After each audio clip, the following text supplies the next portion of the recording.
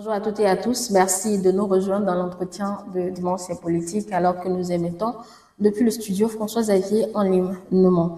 Les jours s'égrènent de plus en plus et nous nous acheminons vers la fin du mandat de Patrice Talon et le chef de l'État est plus que jamais attentif à tout ce qui se passe, on peut le dire. Il a d'ailleurs dit, quand on est à la fin, on veut que les choses soient parfaites, normal, puisqu'il veut être porté en triomphe à la fin de son mandat.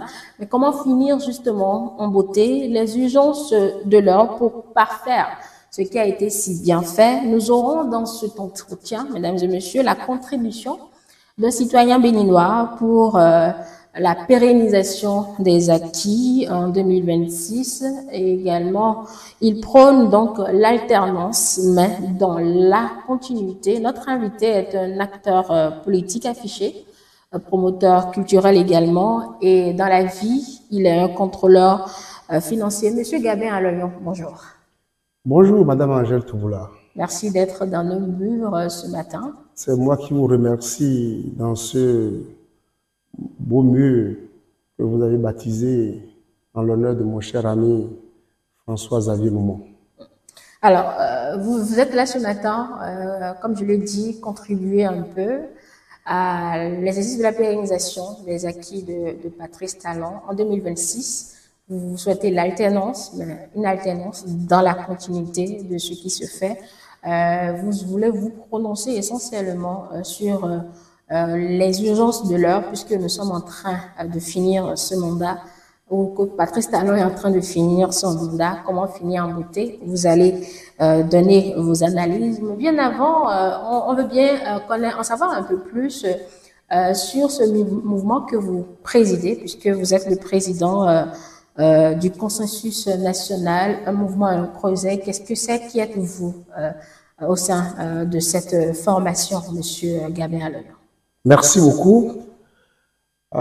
Consensus national est parti d'une idée, une volonté de partager un idéal que l'on porte. Et cela a pris corps en 2014. En 2014, nous l'avons officialisé en février 2015 à la veille des élections législatives qui ont conduit le président Adrien Roumédi à la tête du Pêchoir. Donc, nous étions aux élections législatives de 2015, à la suite de 2011 également, où nous y avons pris part. Après 2015, naturellement, il y a les élections présidentielles de 2016 avec le parti politique auquel nous avions adhéré et qui avait soutenu, tout comme l'Union fait la nation, la coalition baptisée Nouveau Départ autour du président Talon. Et s'en est suivi, à partir de mars 2016, la coalition de la rupture qui porte les entreprises politiques prônées par le régime du président Patrice Talon. Donc, à la suite de ça, nous avons également contribué activement à la mobilisation de la jeunesse pour la réélection du président en 2021. Nous avons donné à cet effet un grand rassemblement au Hall des Arts ce mercredi 24 mars. Nous sommes encore dans le mois de mars. Ce mercredi 24 mars 2021, à l'époque, sous le leadership du ministre Abénossi Aurélien, qui était encore au gouvernement. Voilà notre parcours jusqu'à ce jour. Nous sommes à la veille des élections législatives de 2026 qui seront suivies de l'élection présidentielle. Si Dieu le veut, en avril 2026. Et après toute concertation, nous n'avons pas souhaité rester en marge. Mais nous décidons actuellement de donner de la voix, de contribuer en état de la mouvance présidentielle pour que ce qui est possible d'être rectifié ce qui peut être rectifié pour rassembler l'âge de manière à assurer une victoire certaine au camp présidentiel en 2026, que cela puisse être fait. Donc, vous assumez le bilan actuellement, mais vous voulez agir pour que eh bien, ce soit un bilan parfait. C'est un bilan globalement satisfaisant. D'accord. Mais tant qu'il reste à faire, c'est que rien n'est fait. Et il ne sert à rien de tenir une langue de bois sur certains aspects. Si l'on a trébuché par endroit, il faut avoir l'humilité politique. Il faut avoir l'exemplarité en tant qu'acteur, en tant que citoyen, de dire « je n'ai pas pu tout faire, je n'ai pas eu des succès à tel endroit, mais je m'engage à corriger pour un Bénin debout. » D'accord. Les urgences? Oui, je voudrais préciser que consensus national, oui. nous avions évolué avec l'Union progressiste, le renouveau. Mais après toute réflexion, à l'heure actuelle, nous assumons notre indépendance. Il est vrai que nous avons des proximités avec des personnalités de pointe au niveau du gouvernement, mais qui sont beaucoup plus du côté du bloc républicain. Mais une déclaration d'affiliation officielle, au besoin, si nous devrions aller aux élections législatives, viendra en temps opportun. Sinon, pour le moment, nous assumons toute vous restez seul d'abord. Oui, nous assumons toute notre mais le faire à la veille des législatives serait nous sommes dans une coalition presque opportuniste, j'allais dire. C'est pas de l'opportunisme dans la mesure où nous sommes toujours sur le terrain. Nous n'avons pas attendu le dernier. Mais pour quel marigot? Si vous trempez dans X et Y à la fois, vous serez finalement la chauve-souris. Non, nous n'allons pas à gauche et à droite. Nous avons rompu tous à bas avec l'Union progressiste de renouveau à l'heure où je vous parle. Mais si nous devions avoir une destination, soyez rassurés, en l'état des tests actuels devant organiser les élections futures, probablement ça devrait être le bloc républicain. D'accord. Au temps opportun, peut-être, vous ferez le choix. Ouais. Et vous serez conviés à cette couverture. On l'espère bien pour entendre la raison et les objectifs. Ouais. Puisque vous faites partie de ce bilan que vous revendiquez au niveau du consensus national. Alors, démarrons nos échanges proprement dit par l'actualité de ces derniers jours. Vous le savez, c'est l'interview de votre leader, le chef de l'État, Patrice Talon, à Jeune Afrique sur des sujets d'actualité. Sa succession, justement, n'a pas manqué dans cette sortie. Le chef de l'État vient une fois de plus donc confirmer qu'il ne veut pas renouveler son bail à la tête du Bénin après 2026. Il est même pressé de partir, redevenir un citoyen lambda. Il a dit la fin de la récréation peut-être, Monsieur Gabin à l'oignon, pour ceux-là qui suscitent de lui un troisième mandat. Je crois que c'est de trop. Et son Excellence Patrice Talon n'en a pas besoin. Il l'a dit à plusieurs reprises. Pourtant, oui. Et pourtant. Il l'a dit à plusieurs reprises, il a pris le témoin dans les mains de la jeunesse. Il s'est engagé à transmettre à son successeur. En adoptant à nouveau, avec la complicité du Parlement, une nouvelle constitution en date du 7 novembre 2019, c'est clairement écrit là-dedans que nul de sa vie ne pourra aller au-delà de 2 mandats présidentiels.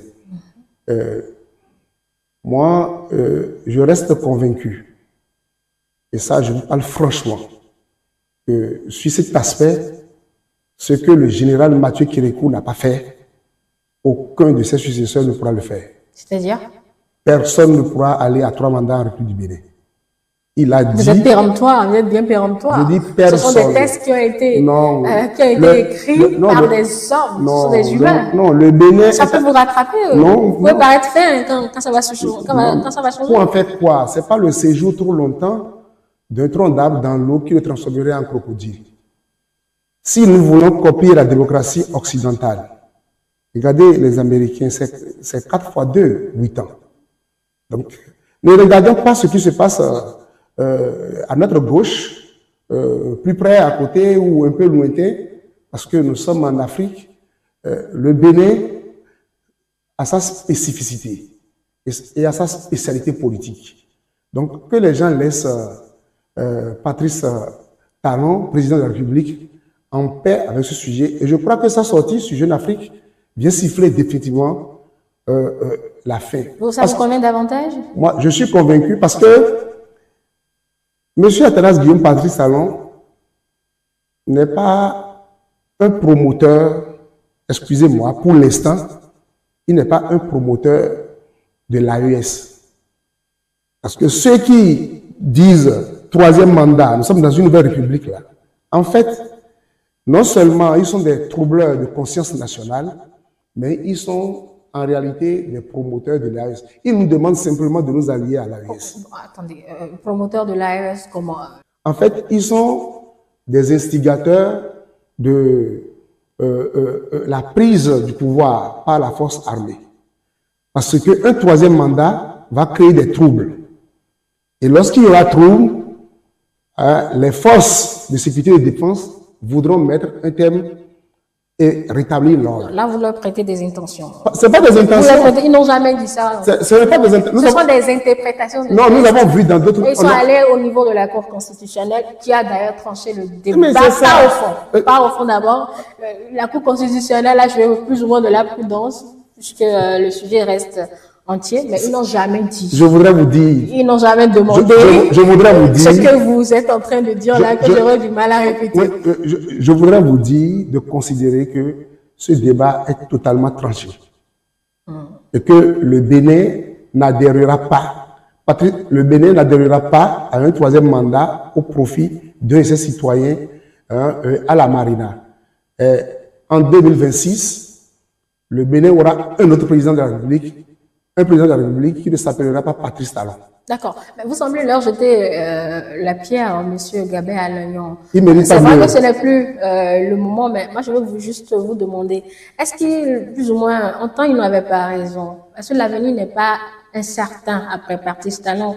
Un homme qui a su, on peut le dire, mettre les Béninois au travail, un homme que rien n'arrête, un homme qui a tout sacrifié pour justement faire révéler, d'ailleurs une promesse, révéler le Bénin pour que le Bénin ait un nom dans le concert des nations. Est-ce qu'avec tous ces éléments, on ne peut pas comprendre ces personnes qui voudraient justement le voir continuer l'œuvre simplement? C'est l'idée derrière. Est-ce qu'il, d'une part, je dis bien ce n'est plus le sujet, mais je pose la question quand même, est-ce que d'une part, ils n'ont pas raison? L'avenir n'est-il pas incertain après Patrice Talon? Non, le président a suffisamment fait preuve d'humilité.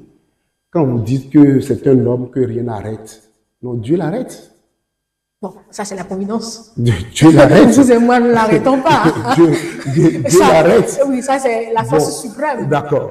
Et vous savez, ce fauteuil, on ne l'accorde pas, hein, les forces invisibles ne l'accordent pas à n'importe qui. Non, les forces invisibles ne l'accordent pas à n'importe qui. Je voudrais vous dire que à chaque époque son histoire.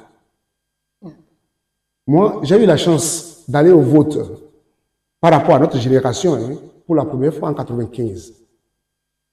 Ce qui a accouché de gestion du président Bruno Amoussou comme président de l'Assemblée nationale. À ce jour, ça fait 30 ans. En 96, le président Soglo a perdu le pouvoir contre le président Kérékou, qui est revenu. Beaucoup scandaient que c'était le Messie qui est parti et que le souffle du Bénin allait s'arrêter. Et que le souffle du Bénin, le souffle politique du Bénin allait s'arrêter. Certains le regrettent toujours. Juste là, les gens sont nostalgiques. Je fais partie de cette chapelle-là au niveau de la jeunesse. Je fais partie de cette chapelle-là au niveau de la jeunesse. Mais le président Kérékou, durant les 10 ans qui se sont suivis, a fait de son mieux. Le président Boni Yahi a pris le relais et le Bénin a continué son chemin. La belle preuve, si le président Boni Yahi n'avait pas travaillé, son candidat Zissou n'allait pas obtenir 28% pour être le meilleur au premier tour. Donc, là où le président Talon a amené le Bénin aujourd'hui, raisonnablement, il faut saluer. Il faut saluer la beauté de notre pays. Notre pays s'est transformé radicalement. À quel coup, on n'en parle pas. Mais il y a eu de la transformation.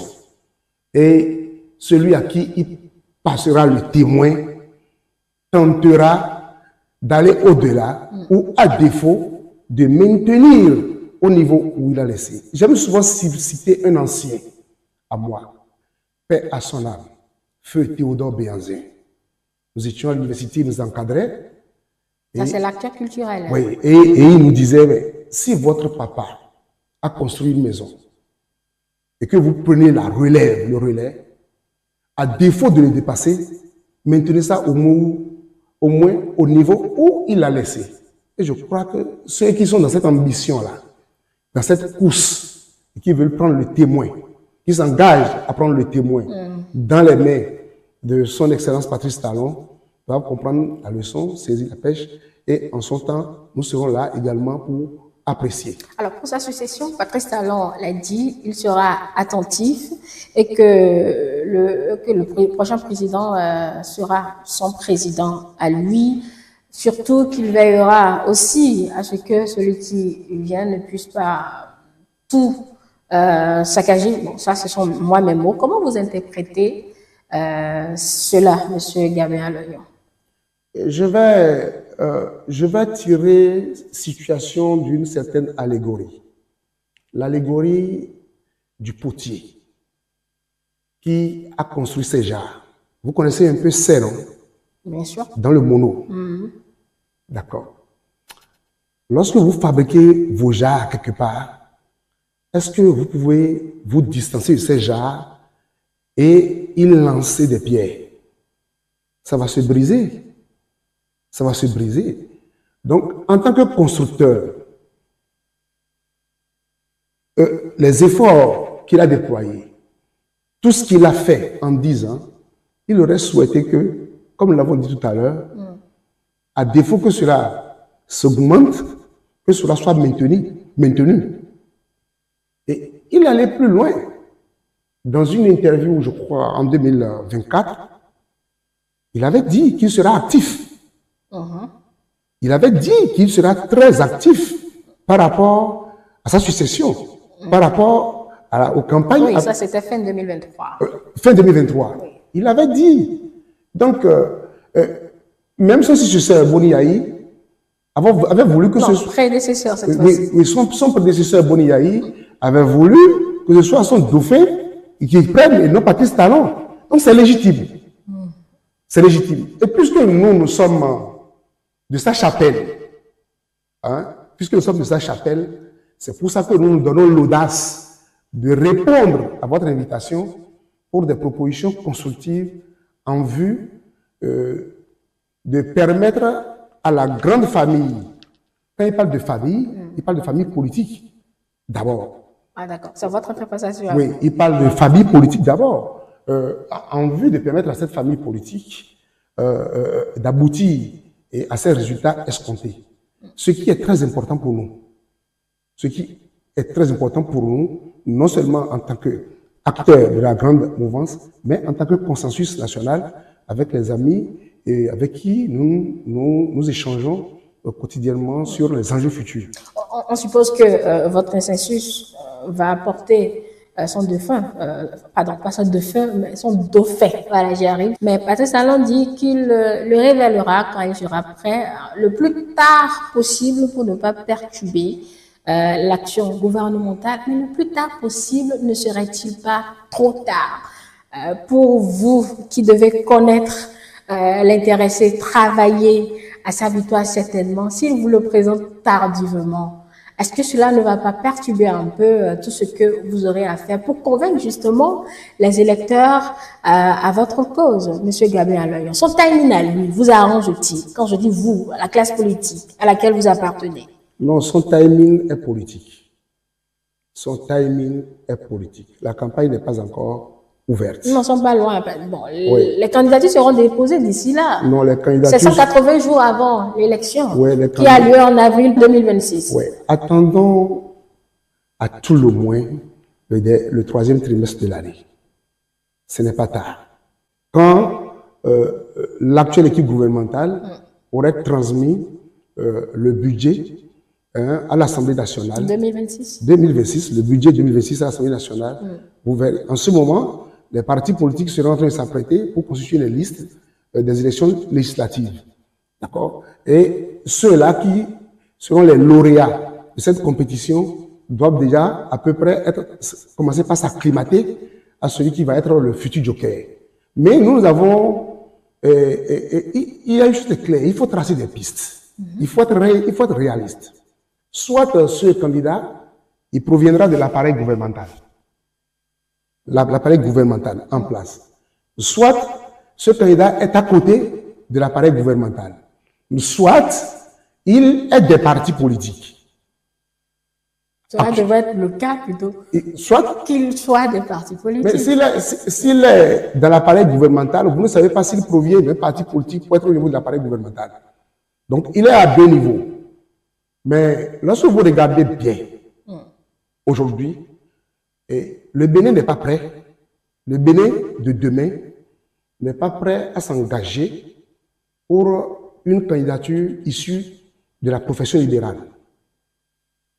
Le Bénin n'est pas prêt. Dans le gouvernement que nous avons, actuellement, il y a 4. Après notre travail, il y a 4. Mais malheureusement, bon, ou heureusement, il y a 3 qui sont admis à faire valoir leur droit à une pension de retraite constitutionnelle. C'est-à-dire, du point de vue constitutionnel, bien sûr, on comprend la limite. Ils ont les limites. Bah, et le seul qui reste, qui ne nous revient pas de dévoiler, parce qu'il revient au grand chef, sur notre analyse, de dévoiler, celui-là, si on fait un bon travail autour de lui, soyez sûr. Mais je voudrais vous dire, en termes d'âge, le président de 2026 n'aura pas moins de 50 ans. Le président de 2026 n'aura pas moins de 50 ans. On dirait que vous êtes dans le secret des deux, hein, parce que vous êtes péremptoire. Je vous dis, tout ce que je vous dis aujourd'hui là, la voix de... mais vous allez me rappeler tout à l'heure, le président de 2026 n'aura pas moins de 50 ans.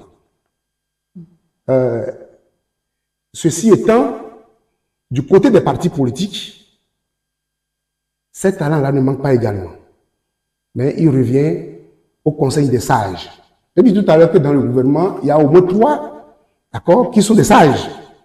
Il y a... Vous avez dit aussi qu'ils sont déjà oui, admis à la retraite constitutionnelle. Bien sûr. Oui, mais ces sages-là, pour faire un travail, d'accord, à côté du président de la République, de manière à tamiser pour que nous puissions avoir le bon gré. Parce qu'il faut une candidature d'aura.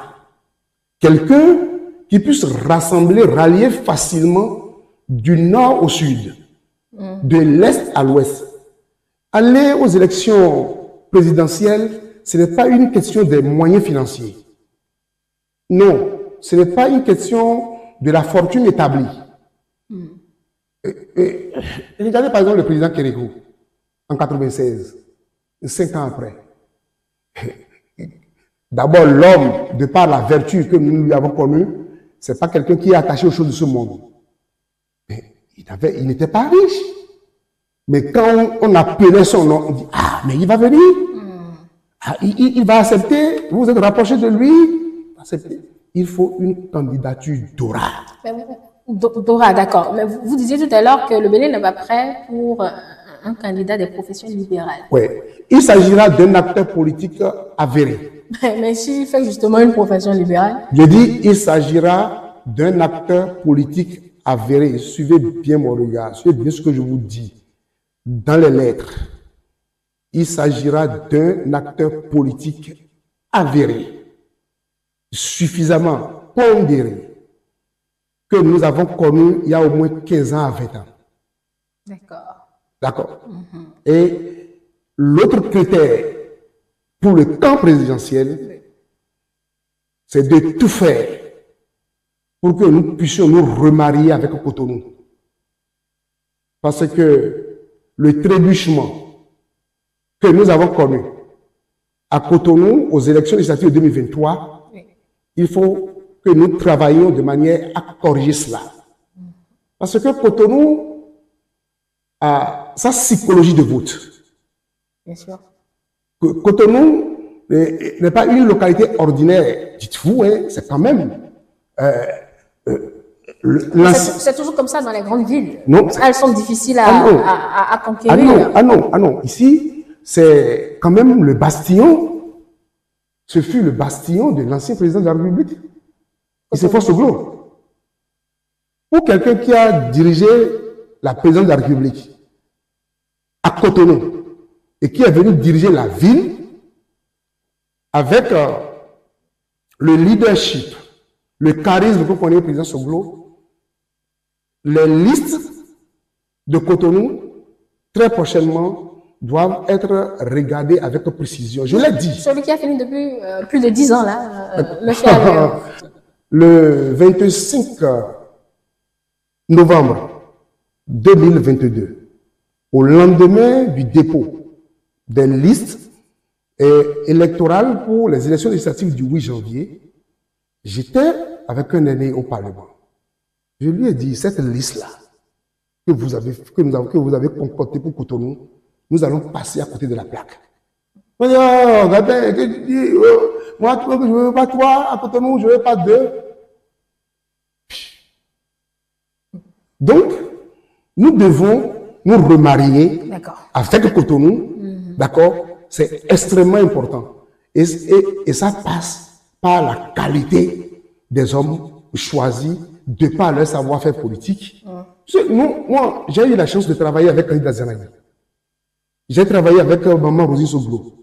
Nous avons travaillé avec Guy Adjarou, Nathanaël Ba, Massimo Kodissi, dans cette circonscription, 16e circonscription de Cotonou là. Dans le 12e arrondissement où se trouve votre studio ici, il n'y a nulle part où nous ne connaissons pas. Donc, il y a une psychologie de vote et une manière de conduire la liste électorale, la campagne politique lorsqu'on veut gagner à Cotonou. Hein? Et ça, il faut que nous en tenions compte. Les dirigeants à un niveau donné, il faut qu'ils en tiennent compte. Et c'est facile. C'est pas un bastion difficilement à prendre. Mais si on rate les positionnements, si on rate un certain nombre de choses, un certain nombre de paramètres, on passe facilement à côté. Et ça va être préjudiciable. Cotonou, ça ne pourra pas lui donner la victoire. Nous avons combien de circonscriptions électorales? Nous avons 24. Justement, donc, oui. Cotonou, ce n'est que 2 circonscriptions. Je vais vous dire, Cotonou n'est pas que 2 circonscriptions. La plupart des administrations d'État, c'est à Cotonou. Et ce que dit Cotonou, c'est rare que Calavi n'en dise pas, qui est la cité dortoir. Et son effet multiplicateur sur les autres régions a beaucoup d'importance aux politiques lorsque on veut rentrer dans un tel challenge. Je l'ai dit, le candidat qui va permettre à Patrice Talon de gagner les élections, c'est une candidature d'aura. Et j'ai situé, j'ai dit, il doit avoir au moins 50 ans. D'accord. À la date de son investiture, il doit avoir au moins 50 ans. Deuxième chose, il doit être un acteur politique qui sait parler aux gens, qui sait recevoir, qui n'a pas le culte de personnalité. Quelqu'un qui est dedans, qui est un sachant, un voyant de la matière politique. Et l'opinion le sait. Quand on va dégager ceux-là, quand on va dégager le duo, c'est vite fait. Il peut provenir du septentrion. Il peut provenir de la côte ici. Il peut provenir du centre. Là n'est pas le problème. Mais toute cette compétence-là, que ce soit du gouvernement, en passant par les abords du gouvernement, jusqu'au parti politique, c'est pas ça qui manque au président Patrice Talon. Et je crois qu'il a suffisamment de gens pondérés, expérimentés autour de lui, pour que nous ne rations pas le coche. Et vous, au consensus national, qui sera votre part, M. Gabriel Lognon? Mais une fois ces critères-là établis... Et si ce n'est pas établi? Si ce n'est pas établi, c'est difficile. vous sautez de, Non, non, vous sautez non, il faut pas, de l'avion. non, il ne faut pas composer avec l'échec. Il ne faut pas composer avec l'échec. Du point de vue moral, à la date d'aujourd'hui, nous avons un contrat de 10 ans avec Patrice Talon. On n'a pas de contrat avec ce successeur. On n'a pas de contrat avec ce successeur. On a un contrat de 10 ans avec Patrice Talon. Hein? Il faut être de la 9e circonscription électorale pour savoir un peu ce que M. Aloyon et son équipe avaient fait en 2015 à la veille de 2016. Donc, le contrat là, c'est un contrat de 10 ans. Si nous devons rentrer dans le contrat, si nous devons rentrer dans le, disons, dans le nouveau lien contractuel, cela suppose discussion, cela suppose compréhension.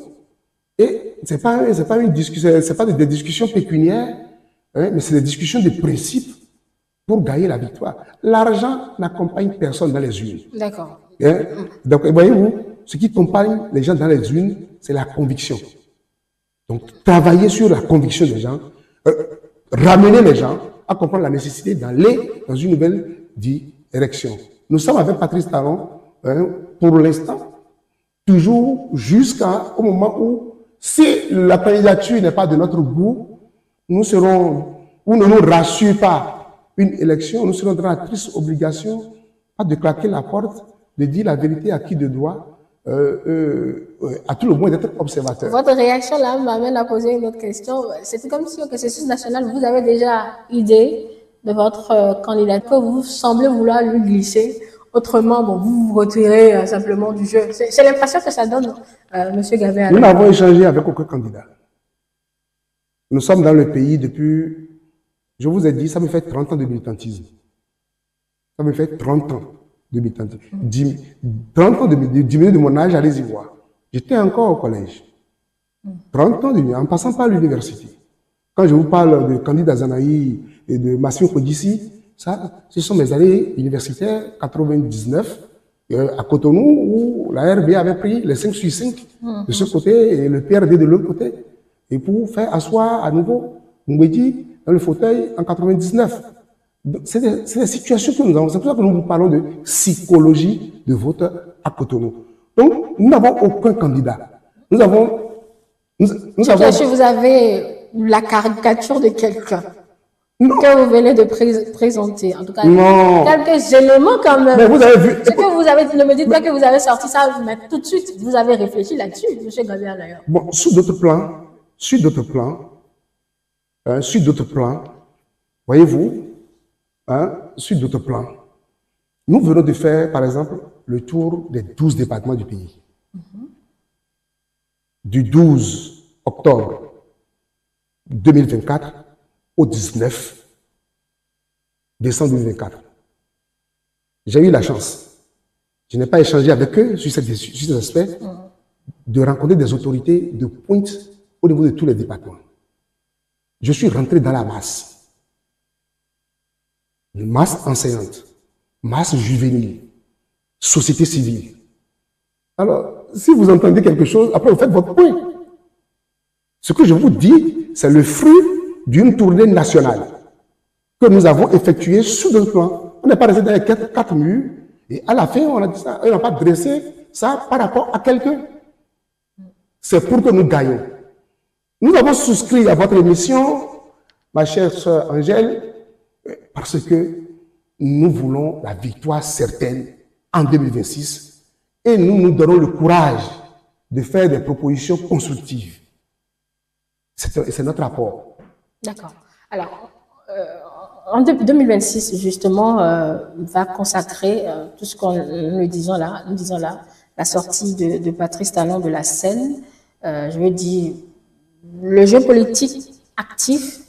Peut-on donc espérer, M. Aloyon, la fin de la dualité Yahi Talon ou Talon Yahi, qui quand même nous a tenus en haleine durant tout ce mandat-là, durant les 8 dernières années. Est-ce qu'on peut espérer la fin de cette dualité? Bien sûr. Parce que notre pays a besoin de la paix a besoin de sa construction par tous les enfants méritants. Il ne suffit pas d'être enfant pour donner votre pierre. Il faut être méritant. Il faut être engagé pour. Vous voyez, nous sommes très mal à l'aise, comme vous l'avez dit, que depuis octobre 2012, où l'affaire empoisonnement s'est éclatée, jusqu'à l'élection présidentielle de 2016, jusqu'à nos jours, qu'il y ait des cristallisations, qu'il y ait des crises sur fond de cette affaire. Parce que il est important que le pays même siffle la fin. Et si je repars en arrière, ça va être la même situation avec le président, entre le président Soglo et le président Nicéphore. Le président Nicéphore Dionne Soglo et le président Kérékou en 2001. Parce que le dernier challenge électoral qui a opposé la personne directe du président Soglo au président Kérékou, c'est en 2001. Et la réélection du président Kérékou a définitivement sifflé la fin de cette situation, de cette compétition qui a commencé depuis 1990 au sorti de la conférence des forces vives. Et en 2003, le président Soglo, 2003, le président Soglo est devenu maire de Cotonou et chacun a poursuivi son chemin. Et le chef de l'État, Kérékou, à l'époque, a passé le témoin après à Boniaï. Donc, il est important, c'est pour ça que quand je parle des critères, je vous dis pourquoi le candidat, comme l'a dit le président Talon, pourquoi le candidat de Talon ne devrait pas être le candidat de Boniaï. Boniaï a un parti politique? C'est le Bénin, le vrai parti politique. D'accord. À une compétition, c'est le Bénin, les jeux sont ouverts. C'est le Bénin, le vrai parti politique. Parce que pour la paix, lorsque moi je réfléchis, lorsque nous réfléchissons entre nous, nous avons envie de suggérer l'avènement d'un comité de sages pour l'apaisement, pour examiner les questions de liberté, pour ce qui oppose véritablement actuellement, c'est sur les questions de liberté ou autres. Mais on n'arrive pas souvent à citer le président Boniaï parce qu'il est parti pris. Au même titre que le président Talon. C'est un comité qui va être indépendant. Pour l'apaisement de notre pays, nous en avons besoin. Moi, je pense que le programme consensuel que les deux bords doivent avoir aujourd'hui, par exemple, c'est comment faire pour que le pays finisse, par exemple, avec le djihadisme dans le nord. Et que les populations à Badikwara ne soient pas troublées. Et que les populations à Karimama cessent d'être inquiétées, à Guinée, à Manadil et autres. Si la situation n'est pas maîtrisée de l'autre côté, là, pensez-vous que Badikwara peut voter dans la paix pour un camp autour du président Yahi ou pour un camp autour du président Talon? Pensez-vous que Karimama, les gens peuvent transporter des urnes et voler dans des conditions de quiétude? Donc, nous n'avons qu'un seul pays. Et quand vous regardez correctement là, vous suivez, vous disiez que de part et d'autre là, très souvent nous ne parlons pas de programme. Lorsque on parle d'opposition et on parle de mouvance, et on se base sur un programme. Donc, quel est le programme de part et d'autre? Donc, 2026. Nous n'y sommes pas encore, certainement qu'au moment opportun, ils auront 2026, le programme aux électeurs. 2026 va permettre au Bénin de siffler définitivement la fin de la crise entre les deux patriarches que nous avons. Parce que Talon deviendra patriarche, ancien président, tout comme Yahi Bouni, et ils vont se donner la main pour conseiller les plus jeunes qui vont prendre le relais et derrière qui nous allons certainement nous allier, si Dieu le veut. Alors, si continuité il y a en 2026, même si un nouveau régime s'installait, n'allons-nous pas, M. Gabin, à Lyon, quand même assister à un contrôle ou à un check-in pour dire est-ce qu'on ne va pas assister à des audits, à des annulations, à des suspensions, un peu ce à quoi on a assisté par ces temps, enfin, ces dernières années, si à chaque régime le recommencement. Une vraie opposition naîtra après. Une vraie opposition naîtra après 2026. Une vraie opposition. Oui. Parce que l'actuelle, elle est fausse. Moi, j'appelle ça une coalition d'acteurs. J'appelle ça une coalition d'acteurs parce que je n'ai pas encore de programme. Quand il y aura un programme qui présente un reflet différent ou meilleur de ce que nous avons aujourd'hui, je qualifierais cela d'opposition. J'ai des amis, pour la plupart là-bas, nous les maîtrisons parfaitement. Donc, nous n'avons pas de pique à lancer. Mais c'est notre lecture. Je disais tantôt, le chef de l'État de 2026 aura à mettre en place un gouvernement d'union nationale. Il aura à mettre en place un gouvernement d'union nationale. En 2026. En 2026. D'union nationale. D'union nationale. Il y a un problème particulier Non, il ne s'agira pas d'un gouvernement. Il faut être flexible.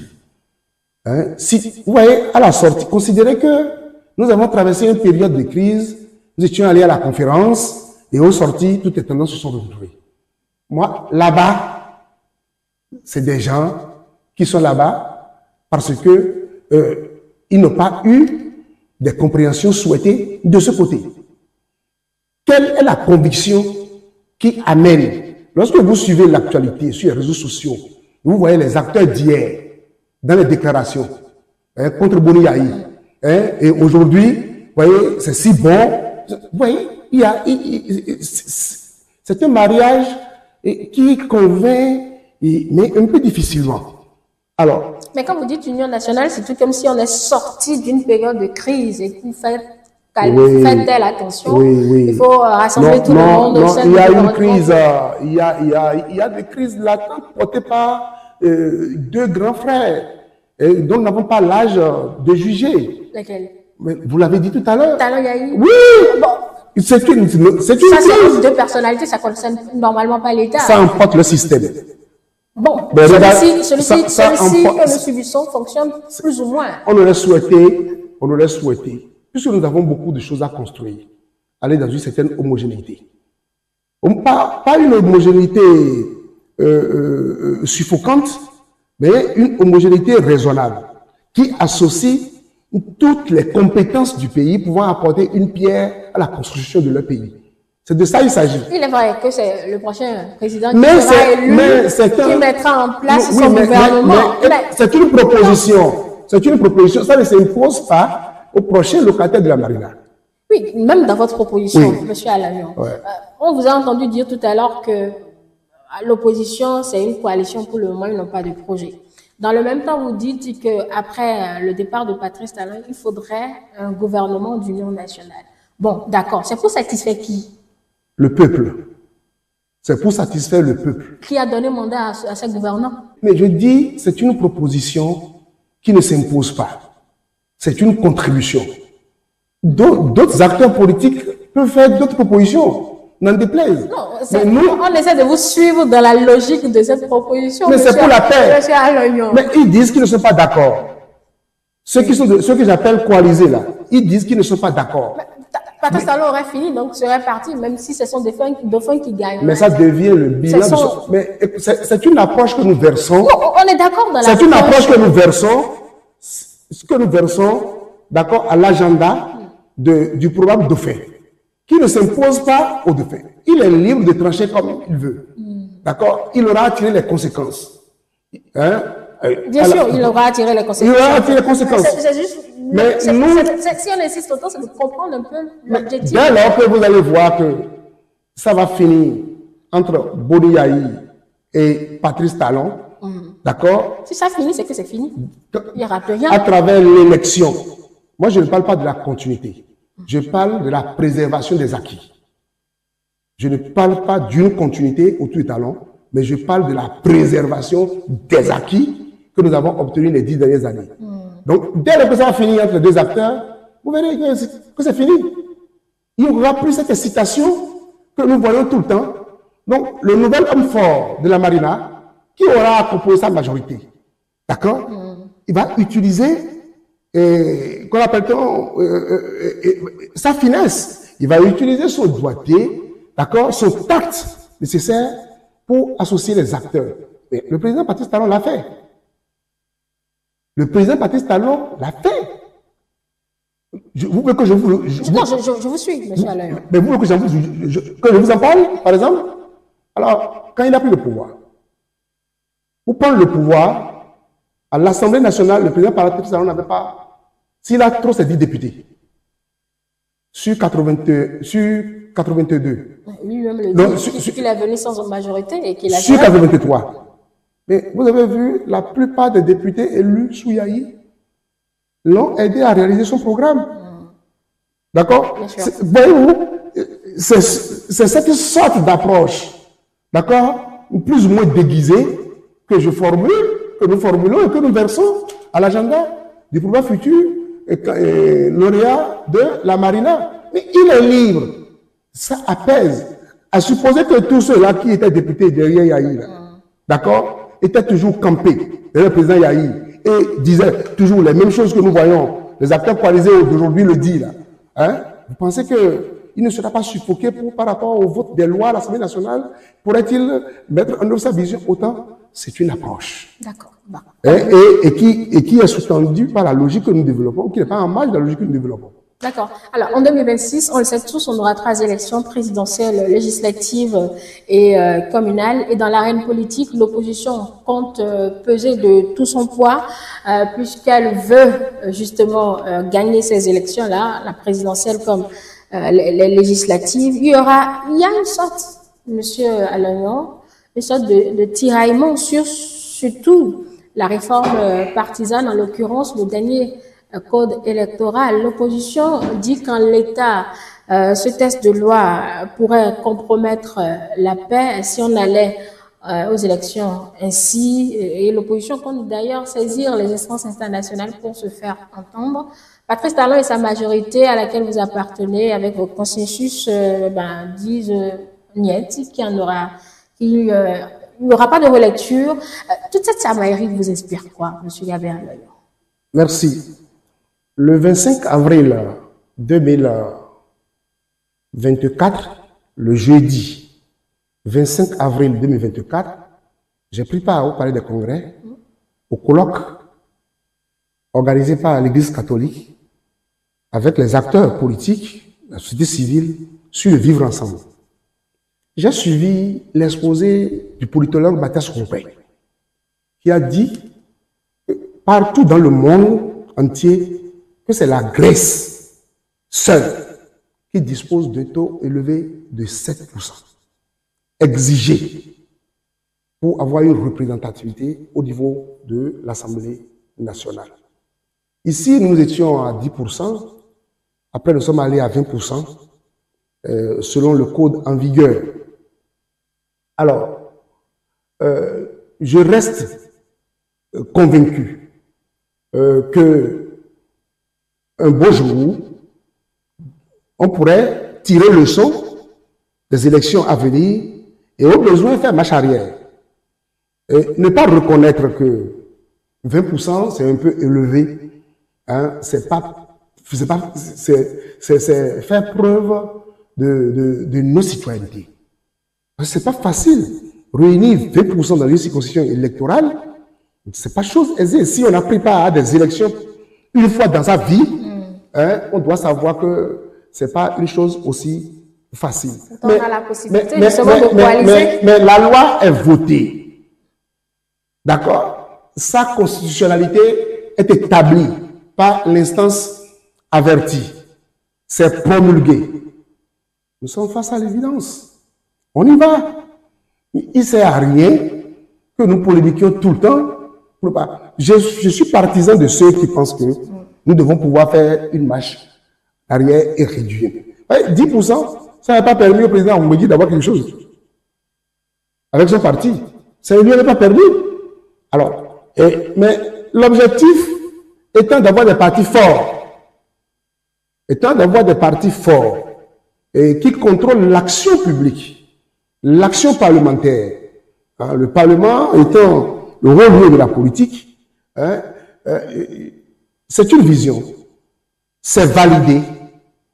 Si les députés se réunissent demain, ils ont la possibilité de tout saisir et dire, bon, avant, parce qu'il ne faut pas toucher aux lois électorales, 6 mois avant. Même, on peut, s'il y a consensus, bien sûr. Donc, alors, nous allons nous en tenir à cela. Donc, à l'heure actuelle... Est-ce que vous comprenez la difficulté? Vous avez dit que ça a passé le contrôle de constitutionnalité, ça fait office de loi d'État, c'est clair. Mais est-ce que vous comprenez que cette opposition ne puisse pas prendre en compte cette ouverture laissée quand même par le code électoral qui est l'accord de coalition parlementaire à déposer avant les élections? Pourquoi on en parle très très peu et qu'on fait fixation sur ces 20% qui restent, comme vous voulez le dire, un objectif d'ancrage justement des partis politiques? Mais il y a au moins 13 partis politiques officiellement reconnus au Bénin. Oui. D'accord? Donc, ce n'est pas que le BR et l'UPR. À votre question, vous donnez le sentiment que c'est le BR et l'UPR qui seront les seuls partis en face. Non, ma question, je la reprends. Si vous ne l'avez pas peut-être compris, pourquoi il est difficile pour l'opposition de prendre en compte l'ouverture du code électoral qui propose l'accord de coalition parlementaire? C'est ma question. En quoi c'est difficile? Ils sont déjà allés à l'exercice. S'ils sont là tout le temps sur les 20%, je sais ce qu'ils font. Ils oublient justement cette ouverture-là. Voilà ma question. Pourquoi ils estiment qu'ils ne pourront pas ou ne pourraient pas faire de cet accord de coalition parlementaire une réalité? Est-ce que vous comprenez? C'est ça la question, monsieur. Quand on est dans cette position, oui. Quand on est dans cette position, c'est coutumier. On tente souvent de soulever des faiblesses. D'accord. D'accord? Quand bien même il y a des choses qui oui, c'est aussi de la méthode politique. C'est aussi de la méthode politique. Mais ça, est-ce que c'est pas mentir au peuple, enfin, à la population, aux futurs électeurs? Non, je ne veux pas juger. Hein? Je ne veux pas juger. Mais je fais observer que, ouais, j'ai fait l'opposition avec la Renaissance du Bénin en face du président Kérékou. C'était le début en politique, d'accord, avec la Renaissance du Bénin, jusqu'à un moment où le président Boniaï est venu au pouvoir. Et nous étions tous devenus opposants. FCBE. Pardon, oui. Nous étions tous devenus FCBE. Et par la suite, nous autres, nous sommes partis pour faire l'opposition qui a finalement porté le président Talon pour qu'il arrive au pouvoir. D'accord. C'est le tracé logique, ça. On revient à ma question. Donc, quand on est dans cette position de l'opposition, on tente souvent de soulever des questions de faiblesse. C'est normal. Parce que le jeu politique a parfois des labyrinthes qu'on ne maîtrise pas. À un niveau assez élevé. Et ça suppose, les réactions supposent la veille stratégique. Il y a lieu d'aller travailler sur le terrain, d'aller expliquer la nouvelle loi. Si c'est elle qui doit nous conduire aux élections, parce que les instances assermentées ont dit que c'est la loi, ça. Il ne sert à rien de gâcher les énergies.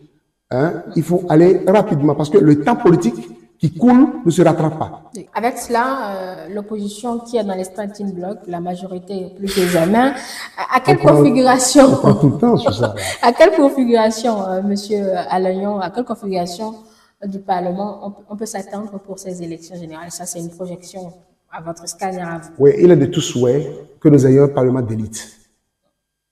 Un Parlement d'élite. Parce que le Parlement a vocation de voter des lois et de contrôler l'action gouvernementale. C'est le rôle du Parlement. Il faut être élite pour être là. Il faut lire les textes. Il n'y a pas toujours des élites là. Hein. Je dis, pourquoi nous regrettons tous le Parlement de 91 à 95, de Charles Djirepo? Hein? Vous voyez, de ces leaders, dirigés par le président Ngbeji. Tout le monde est unanime aujourd'hui que des professeurs de témoins diraient un Parlement sans débat qualitatif et quantitatif n'est pas Parlement. C'est vrai que avec l'évolution des choses, il y a eu une certaine entrée forte de certains opérateurs économiques au Parlement. Et ils sont plus nombreux d'ailleurs. Et quand on fait le point, et il y a beaucoup de retraités, il y a beaucoup de professions libérales, il y a beaucoup d'acteurs venus du privé. Mais l'idéal, et ça, les regards sont tournés vers les chefs de parti, c'est de composer des listes de gens capables de proposer des lois susceptibles d'améliorer les conditions de vie et d'existence des populations. Et non tenter de fabriquer des caisses de résonance. D'accord. C'est la projection parlementaire en termes du capital humain que nous envisageons si nous étions consultés. Je vous ai promis qu'on allait revenir sur le bilan de Patrice Talon. En attendant justement 2026, Monsieur Alaignon, la rupture continue, il y a encore quelques mois devant elle, avec ses performances bien évidemment et ses stagnations. Vous, quelles sont les urgences de l'heure pour finir en beauté ce mandat, Monsieur Gabé Alaignon? Les urgences de l'heure, c'est d'améliorer la gouvernance. C'est-à-dire? S'attaquer au volet politique de façon courageuse. C'est pas un certain repli tactique. Vous voyez, lorsque je prends le gouvernement, il y a certaines structures élitistes qui ne sont plus dans leur maison traditionnelle. C'est pas bon. Moi, j'ai eu la chance de travailler dans au moins 7 ministères dans ma vie. J'ai eu cette chance-là, et j'ai béni l'Éternel, de faire, en tant qu'acteur de la chaîne de dépenses, de faire beaucoup d'allers et retours, et j'écoute beaucoup. Vous voyez, l'INSTAD, l'Institut de statistique, il serait d'un intérêt capital que cet institut retourne au ministère du Plan, ministère du Développement. Parce que... Il est où maintenant? Il est au ministère de l'Économie et des Finances. Parce que le développement est tributaire des chiffres. Le développement est tributaire des chiffres. Si vous n'avez pas les chiffres, vous ne pouvez pas, parce que c'est fort. C'est pour ça qu'on fait des études démographiques. Et les résultats issus, par exemple, de ces études démographiques nous permettent de voir où est-ce qu'il n'y a pas d'habitat, et où est-ce qu'il n'y a pas de centre de santé, et où est-ce que la nécessité de construire des écoles. Donc, celui qui a en charge la coordination du développement doit avoir la maison des chiffres à ses côtés. C'est logique. Dans certains pays, même la direction de la prévision est souvent rattachée au ministère du Développement. Cette direction de prévision qui est placée sous la direction générale de l'économie. La Poste. Restons d'abord sur l'INSTAD. Tel que vous présentez la chose, est-ce que ce n'est pas le même gouvernement? Non. Ah, donc expliquez alors. Non. C'est le même gouvernement qui gère? C'est le même gouvernement, c'est une question... Est-ce qu'il y a un intérêt particulier? Oui, c'est une question d'attribution. Quel institut? C'est une question... D'accord, restons là-dessus. Oui. Bon, c'est une question d'attribution. Et si vous avez... Mais les chiffres, c'est le gouvernement qui les utilise. Donc, si vous avez appris, oui. Si vous avez travaillé sous des ministres,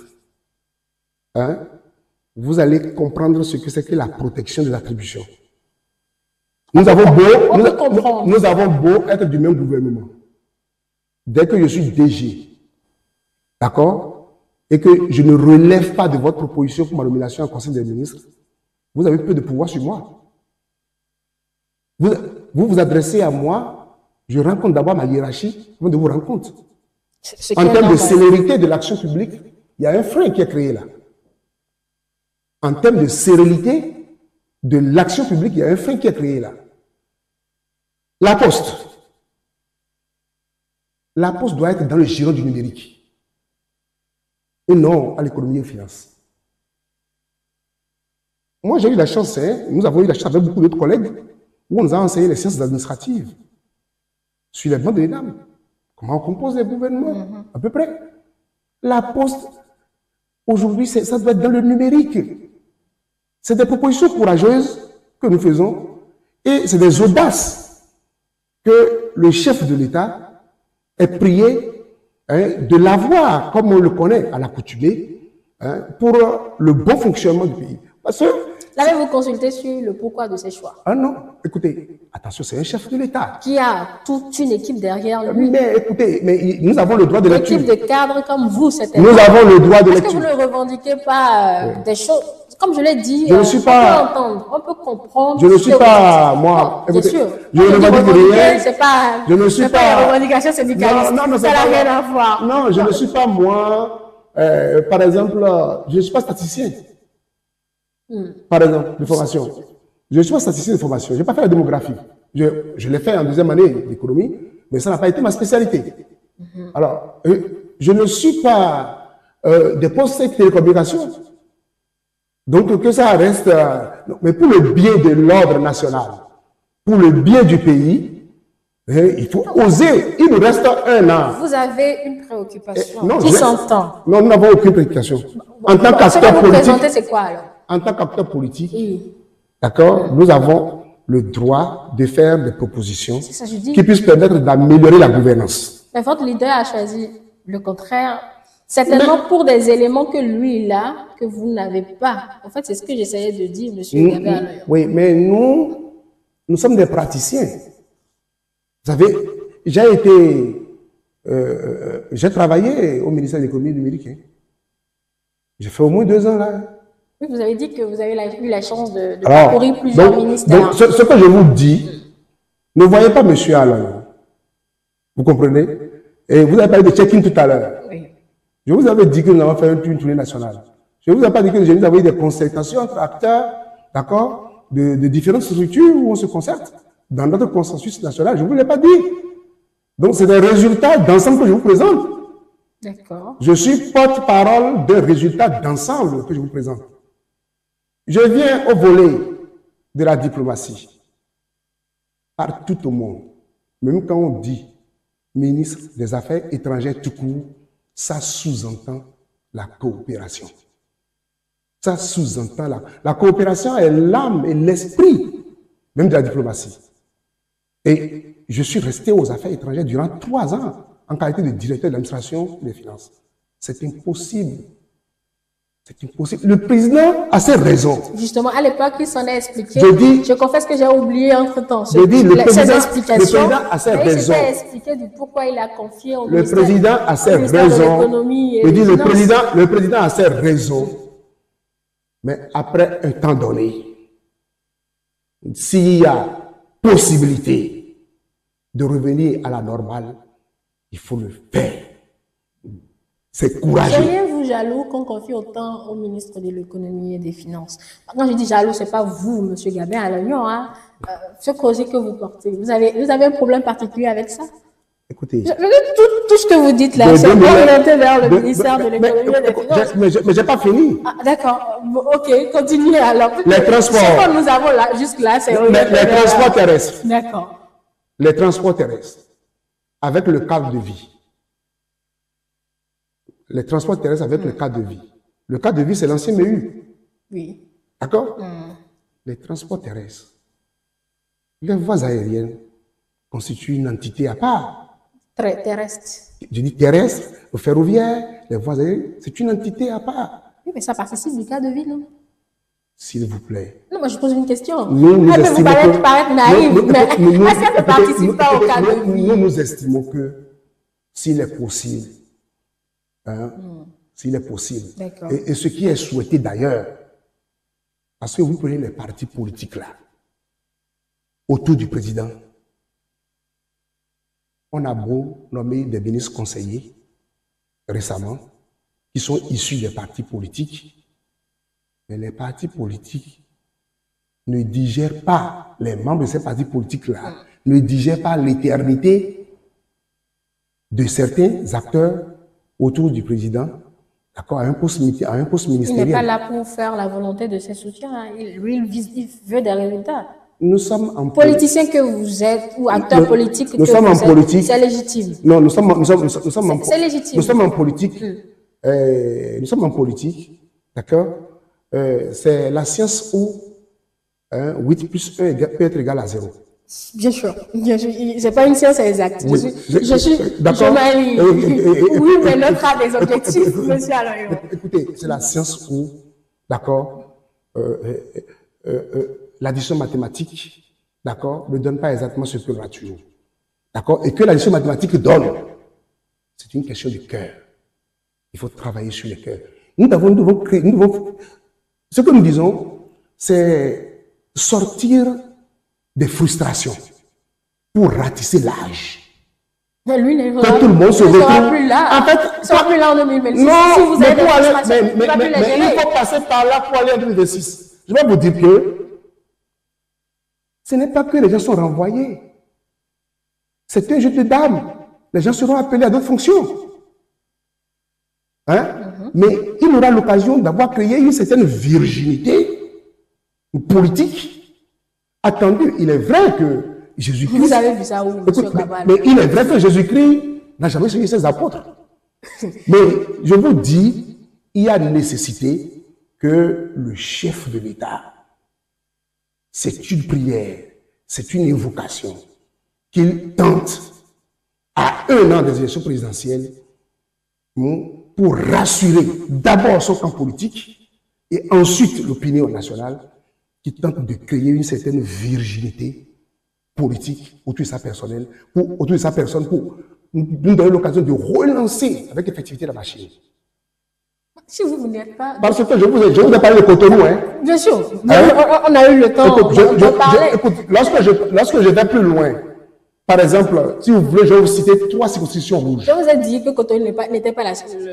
Si, que d'autres circonscriptions. Lorsque vous prenez... Vous avez dit que c'est important, vous n'êtes plus allé sur... Lorsque vous prenez, par exemple, la 8e, lorsque vous prenez la 9e, lorsque vous prenez la 10e. Toutes les circonscriptions ont leurs défis, monsieur Aloyon. Ah non. Il faut faire de la lecture.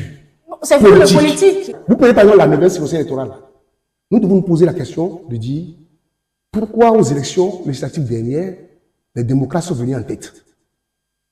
Donc c'est parce que Patrice Talon a fait des changements. Non, moi je suis là pour poser des questions, monsieur Aloyon. Quand je vous pose les questions, c'est parce que selon vous, Patrice Talon n'a pas eu cette virginité. Dès le début de son régime, c'est pas Patrice Talon qui est allé aux législatives. Je dis dès le début de son régime, d'accord, dans certains milieux, il a été déjà piégé. Et c'est ça qu'il a constaté plus tard. Vous prenez la deuxième circonscription électorale. Pourquoi nous avons été atomisés à 19 000 voix au profit des démocrates contre 3 000 voix pour le bloc, pour l'Union progressiste, le renouveau, et 9 000 voix pour le bloc républicain.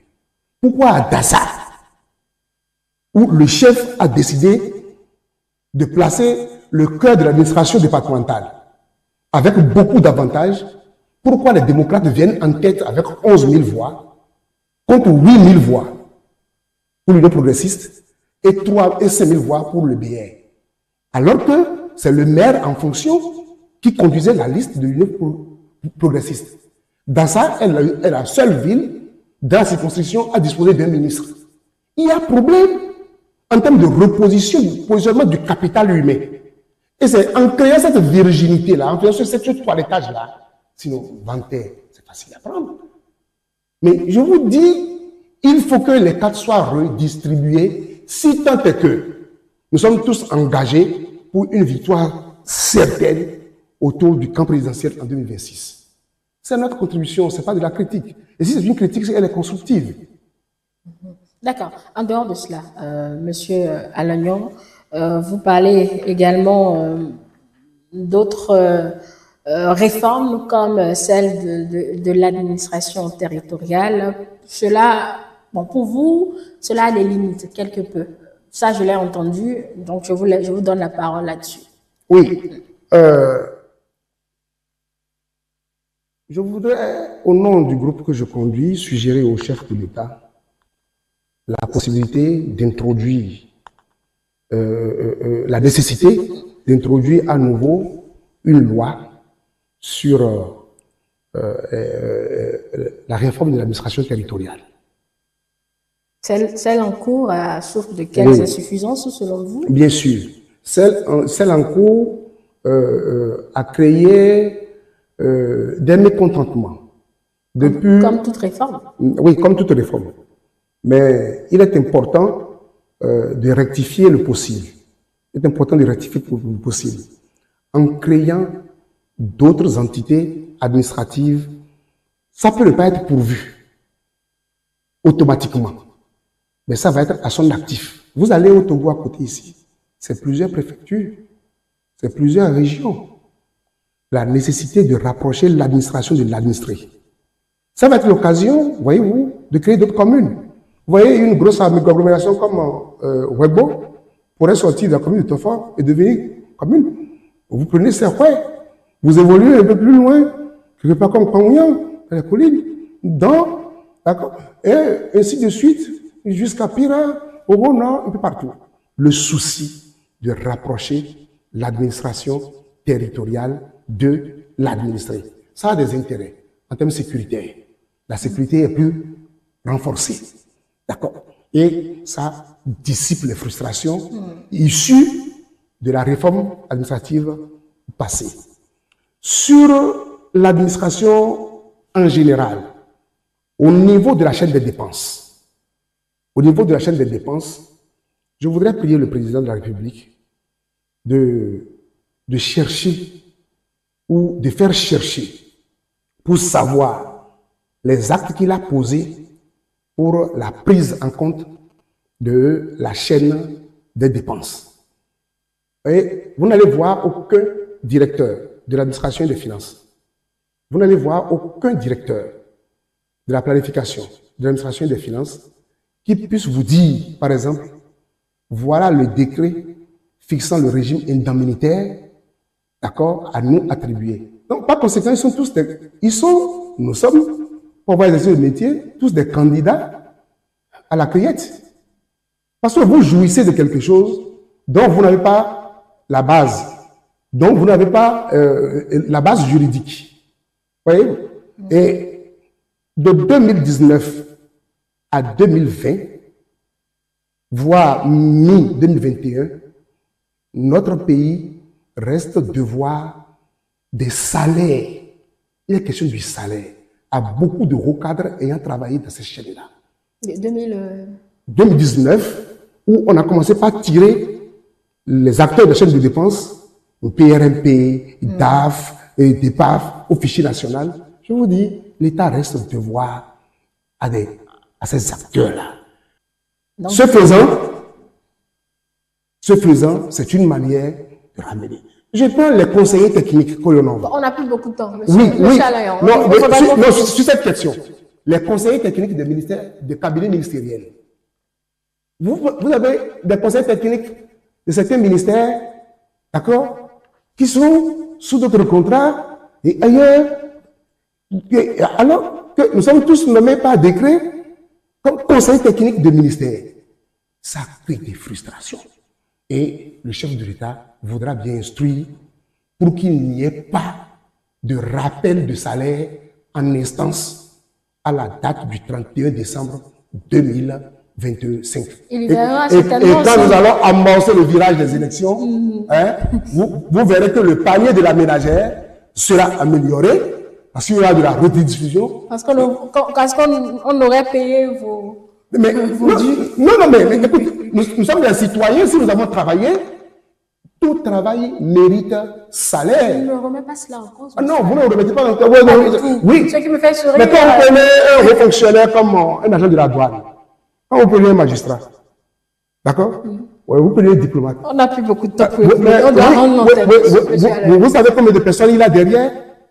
Donc c'est de la redistribution automatique. Je vois. C'est ce dont nous parlons. Mais nous estimons que nous avons donné de la voix pour que le président puisse continuer par avoir les sentiments d'un père de 1000 enfants pour les instructions. Parce que nous avons aussi des familles. D'accord. Ce sont là vos contributions à vous, au consensus national, à la pérennisation des acquis dans l'alternance qui va se faire en 2026. Vous prenez l'alternance, mais dans la continuité et pour sortir en beauté. Dans la pérennisation des acquis. Absolument, pour sortir en beauté, il faudra que certaines choses soient réajustées et certaines frustrations, comme vous le dites, soient corrigées pour que la machine soit réellement activée pour garantir la victoire à ce dauphin-là que Patrice Talon aura choisi. Vous avez, vous, au consensus national, l'idée claire, plus ou moins.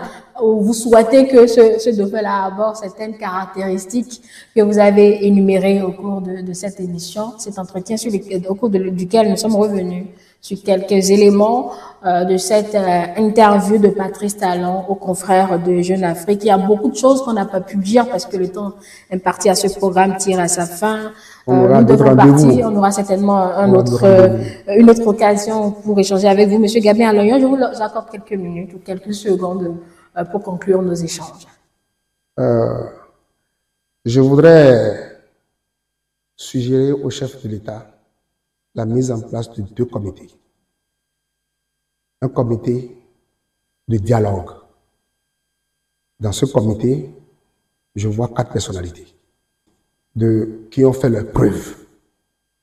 Et vous allez lui soumettre un document, je suppose. Et un comité pour relire, pour tenter de faire un redressement social au niveau du ministère des Affaires étrangères. Pourquoi? Nous avons fermé beaucoup de postes. Voyez-vous, les gens sont rentrés au pays. Il est important de trouver des mesures alternatives crédibles. Et ce faisant, c'est que la condition sociale est renforcée. Le social, au niveau de l'action gouvernementale, est renforcé. D'accord. Merci beaucoup, Monsieur Gabin Aloyon. C'était, mesdames et messieurs, la contribution du consensus national, donc, à la pérennisation des acquis du Bénin depuis 2016. Consensus national dont le président est Gabin Aloyon, un acteur politique, mais un contrôleur financier de profession. Merci beaucoup, Monsieur Gabin Aloyon. Mesdames et messieurs, merci de nous avoir suivis. Ainsi prend fin l'entretien de dimanche, c'est politique, que nous vous avons proposé depuis le studio François-Xavier en ligne. Nos programmes se poursuivent. Je retrouve tout à l'heure les collègues pour débriefer à ces échanges. N'oubliez pas de nous suivre, de continuer à nous suivre sur nos plateformes numériques, notre site internet www.etelebénin.com, notre chaîne YouTube Etélé Bénin, et télécharger notre application Etélé Bénin pour nous suivre un peu plus facilement. Ceux qui n'ont pas pu suivre cette émission depuis le début, vous avez la possibilité de la suivre en nouvelle diffusion lundi à partir de 21h30, mais ce dimanche, déjà après 1h du matin, vous pouvez le suivre en nouvelle diffusion. Mesdames et messieurs, à tout à l'heure.